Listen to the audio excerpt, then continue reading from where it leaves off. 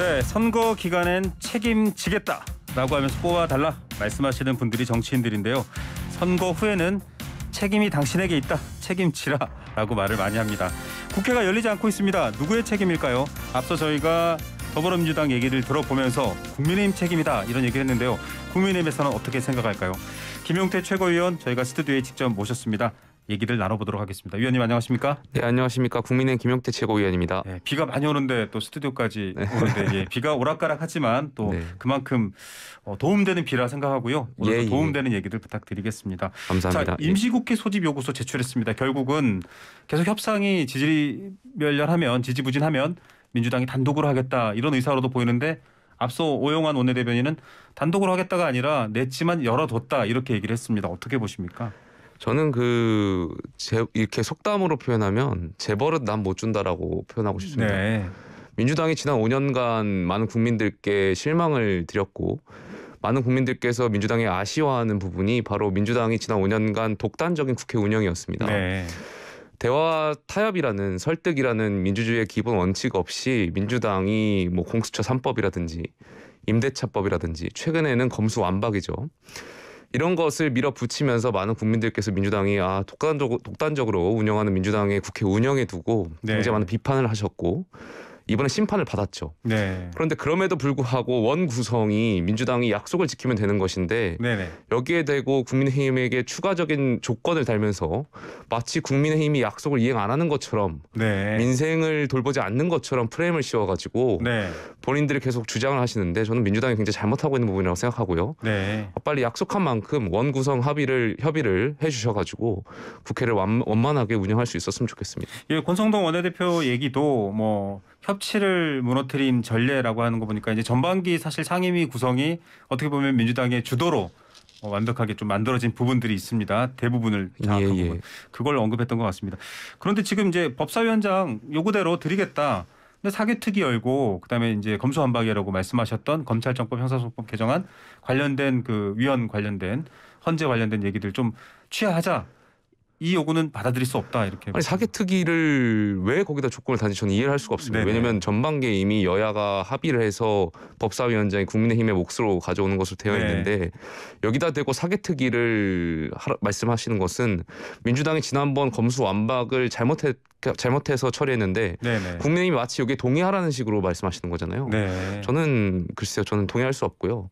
민주당이 여기에 대해서 조건 없이 법사위원장 약속한 대로 이행하시고 여기에 대해서 원 구성이 빨리 조속히 마무리될 수 있도록 해야 된다고 생각되고요. 최근에 민주당이 권성동 원내대표 지금 최근에 그 대통령 특사로 필리핀 방문하셨는데 여기다 대고 원 구성 합의하지 않고 필리핀 갔다고 비판하시는 것 같은데 저는 말이 안 된다고 생각합니다. 권성동 원내대표 필리핀 가시는 것은 오래전에 결정된 일이고 아마 협상 과정에서 민주당에 미리 고지됐던 내용인데요. 민주당이 계속해서 추가적인 요건으로 인해서 원 구성이 되지 않았고 국회 운영이 되지 않는 것에 있음에도 불구하고 저희 원내대표를 향해서 공격하는 것은 저는 민주당이 잘못하고 있다고 생각합니다.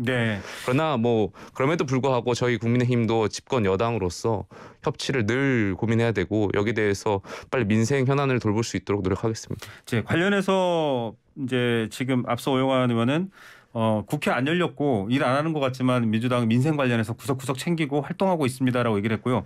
박홍근 원내대표는 국민의힘에 대해서 죄송합니다. 이분 표현입니다. 민생 뺑소니.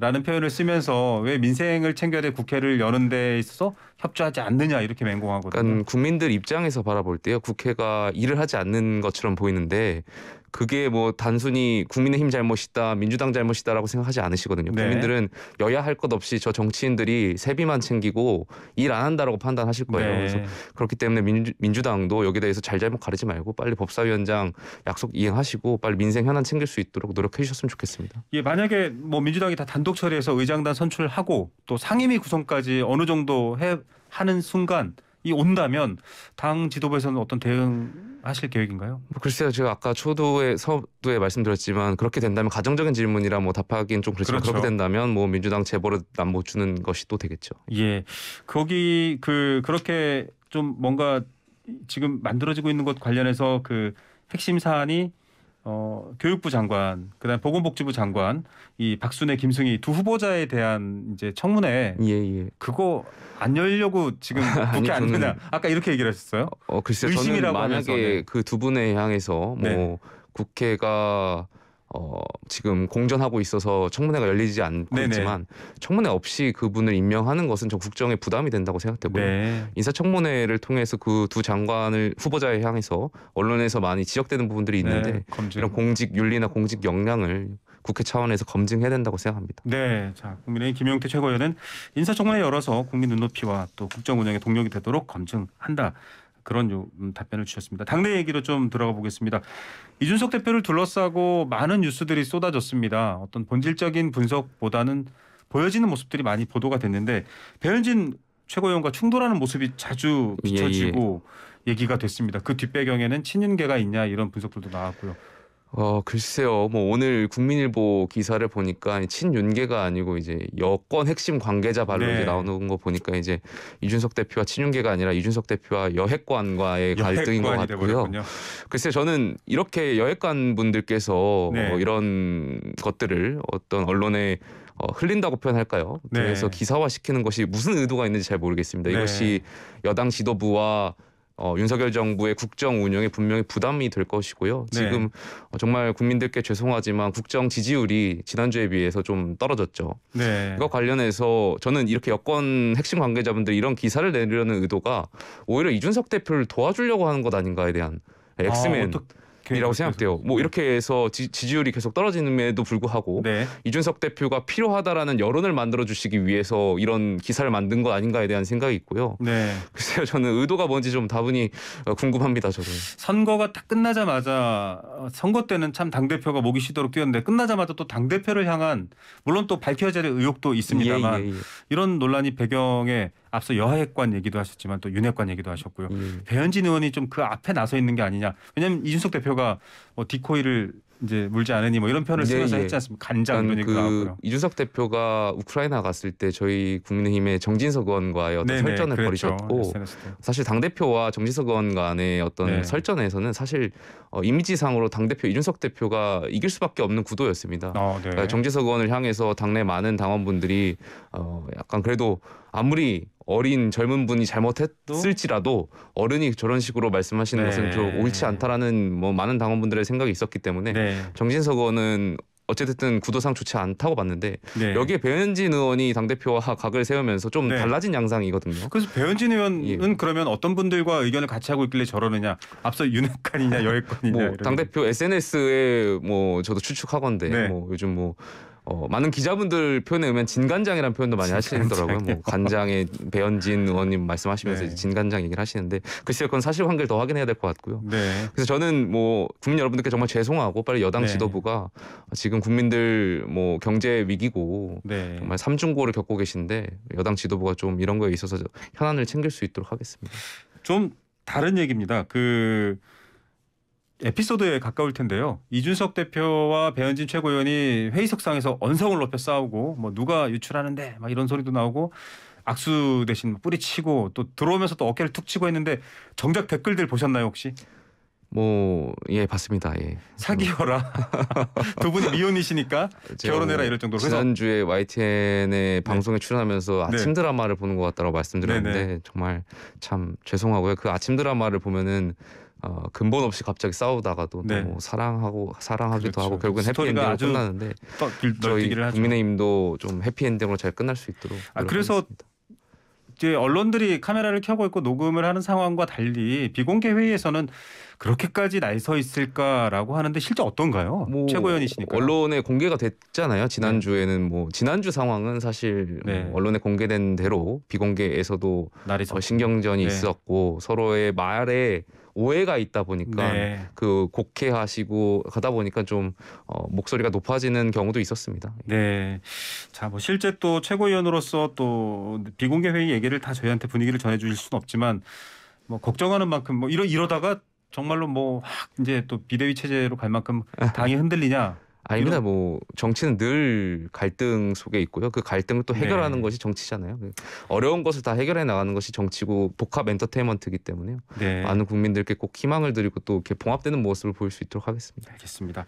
자, 안철수 의원이 합당 이후에 지금 이제 최고위 추천 관련해서 좀 여러 뉴스들이 나오고 있습니다. 김용태 최고위원도 김윤, 정점식 후보 반대 입장 말씀하셨어요. 배경이 뭔가요?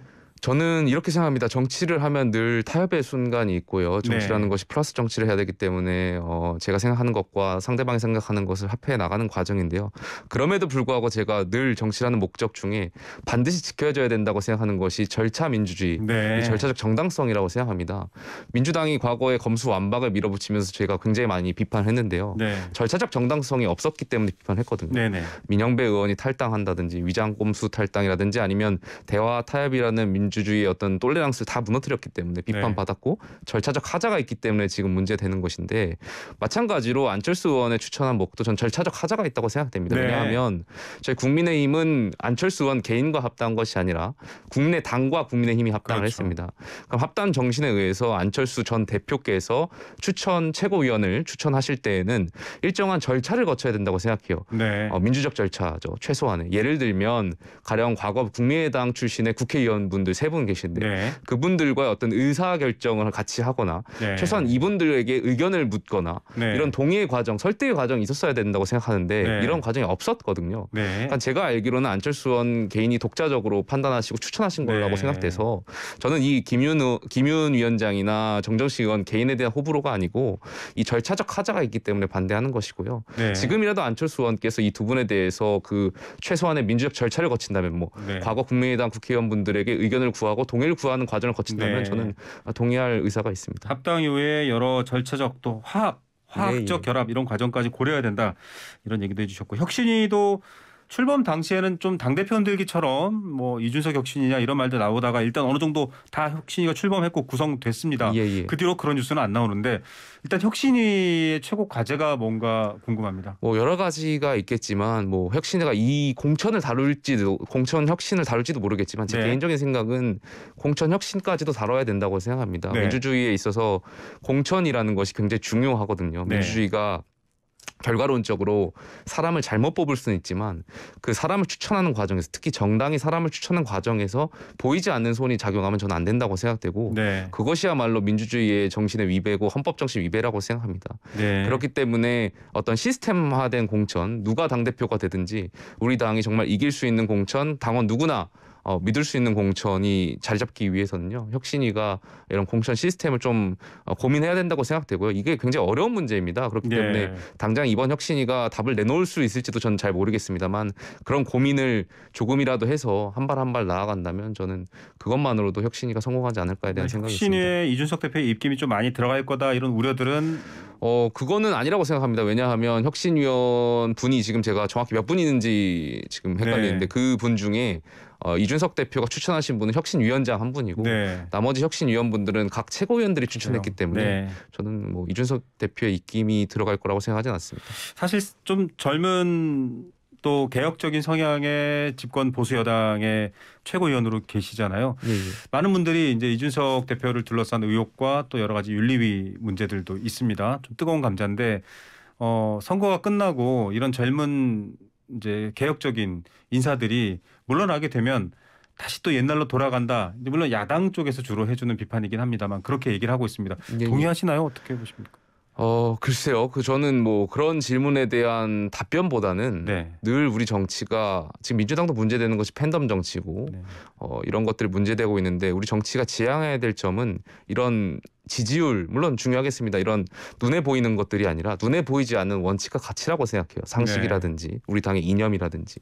그러니까 저희가 보수 정당이고 국민과 당원이 뽑은 당 대표인데요. 네. 여기에 대고 어떤 사실관계가 해소되지 않은 것에 대해서 윤리위가 판단을 한다? 저는 어려울 것이라고 보고요. 네. 그런 부분에 있어서는 뭐 어느 분이 당 대표라도 전 늘 같은 주장을 할 겁니다. 그래서 사실관계가 좀 명확하게 된 뒤에 수사 결과가 좀 나온 다음에 당 대표를 향한 어떤 징계 여부 절차를 개시하는 것이 맞지 않나에 대한 생각이 있습니다. 그러니까 네. 뭐 2030의 지지율이 낮아질 거다 이런 것은 결국에 전 부차적인 문제라고 생각되고요. 네. 가장 중요한 거는 원칙과 상식을 지키는 정당이 되어야 된다고 생각합니다. 네. 짧은 시간 또 5년간 정권을 안 잡고 있을 때 국민의힘 변화 또 그때 어떤 혁신적인 분들에 대한 관심과 목소리도 좀 많이 알려져야 될 것 같다는 생각도 들고요. 장성철 대구가톨릭대 특임 교수 사실 이분이 김무성 대표의 또 예, 보좌관으로서 활동도 하셨던 분인데 굉장히 날선 발언을 했습니다. 장제원 예, 의원 예. 비판했다고 방송사에 항의하냐 막 예. 이렇게까지 나왔는데 이 사안 불거질 것 같아요. 좀 야당에서는. 저는 그 장제원 의원께서 만약에 사실이라면 그런 네. 행동이 장성철 그 평론가의 말씀이 사실이라면 저는 장제원 의원이 굉장히 부적절했다고 생각되고요. 네. 말씀하신 대로 평론은 뭐 대통령께서 늘 강조하시는 게 표현의 자유인데 네. 그 평론가가 방송에 공영방송에 나와서 그 말씀하신 것을 가지고 뭐 글쎄요 사실관계가 잘못됐다면 바로 잡을 필요가 있겠습니다만 뭐 그걸 떠나서 어떤 영향력을 행사한다는 것 자체가 저는 표현의 자유를 억압하는 일이라고 보고요. 그것은 저희 국회의원 국민의힘 원내 의원들이 지양해야 될 지점 아닌가에 대한 생각이 있습니다. 네, 국민들의 눈, 국민들의 시선도 잘 의식해야 될 것 같습니다. 예. 건희사랑 팬클럽 회장 강신업 변호사 저희 인터뷰 해봤었거든요. 예, 예. 굉장히 뭐 윤석열 대통령 만들기에 내가 얼마나 애썼느냐 이 팬클럽도 사실 막 예, 연관돼 예. 있다 이런 표현도 하셨었어요. 근데 이준석 대표를 공격합니다. 이게 왜 이러는지 이게 또 무슨 의미인지.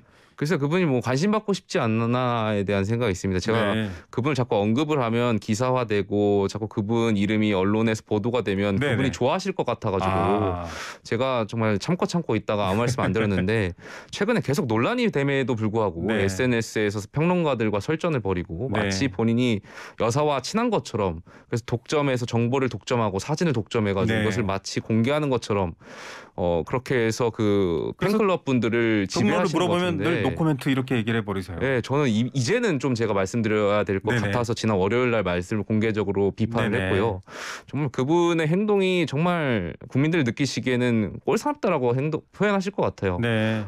정말 글쎄요 가짜한다라고도 표현될 것 같고요. 그분이 뭐길래 왜 네. 그렇게 표현을 하면서 그런 행동을 하시는지 잘 모르겠습니다. 그리고 네. 그런 행동들이 여사와 대통령을 향해서 어떤 도움이 되는지도 잘 네. 모르겠고요. 그래서 저는 그분이 대통령과 여사를 팔아서 본인 정치하신다고 생각되고요. 네. 본인이 생각이 있으시면 좀 자중하셨으면 좋겠습니다. 즉 사실은 김건희 여사에 대한 관심이 많이 높습니다. 뭐 물론 예. 여러 보도에 대한 비판을 떠나서 기내에서 이제 기자 브리핑을 하는데 보통은 이제 대통령과 영부인이 같이 서 있는 경우는 잘 없는데 이번에 같이 서 있기도 하고 여러 보도가 되면서 조용한 내조가 아니라 광폭 행보 아니냐.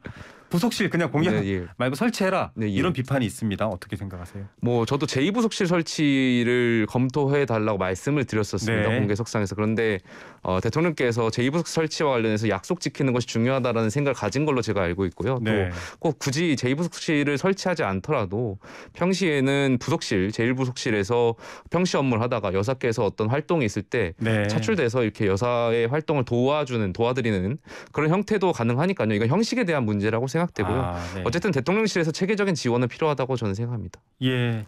자, 여러 가지 말씀들 들어봤습니다. 저희가 또 뭔가 입장이 끝까지 해소가 안 되더라도 대화의 여지와 협상 여지가 있을 때 국민들이 응원할 것 예, 같거든요. 맞습니다. 또 그런 활동들이 생길 때 저희가 한 번 더 모셔서 얘기 들어보도록 하겠습니다. 네, 감사합니다. 네, 지금까지 국민의힘 김용태 최고위원이었습니다.